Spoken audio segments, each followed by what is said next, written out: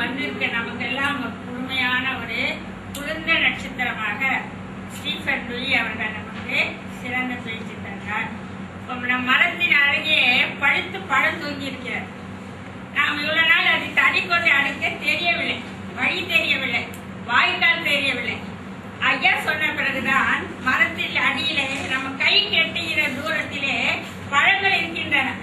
இவ்வளவு நாள் நாம் பறிக்க தெரியாமல் காலத்தை வீணாக செய்து கொண்டிருக்கிறோம்.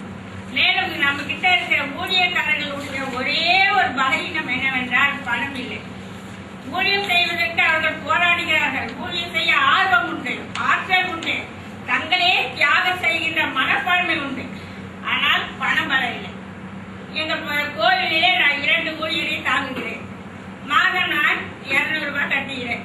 1500 ரூபாய் சம்பளம் கொடுத்து பீகார் மாநிலத்துக்கு 2 ஊழியர்களை அனுப்புகிறார்கள். பீகார் மாநிலத்திலே போய் ஊழியர் செய்கிற அந்த ஊழியக்காரருக்கு சம்பளம் எவ்வளவு தெரியுமா? 2000 ரூபாய் தான். அந்த 2000 ரூபாய் கொடுக்க பிறகு நமக்கு என்ன இல்லை, சக்தி இல்லை.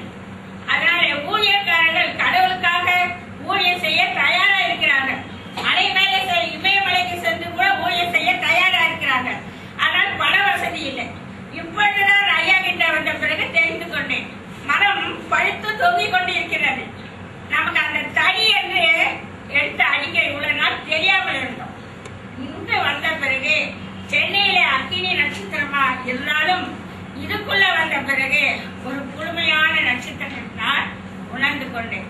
எங்களுக்கு வழிகாட்டிய எப்படி 3 சாஸ்திரிகளுக்கு வால் நட்சத்திரம் வழிகாட்டியதோ அது போல எங்களுக்கு வழிகாட்டிய ஐயாவுக்கு இறைவன் இயேசுவின் பெயரால்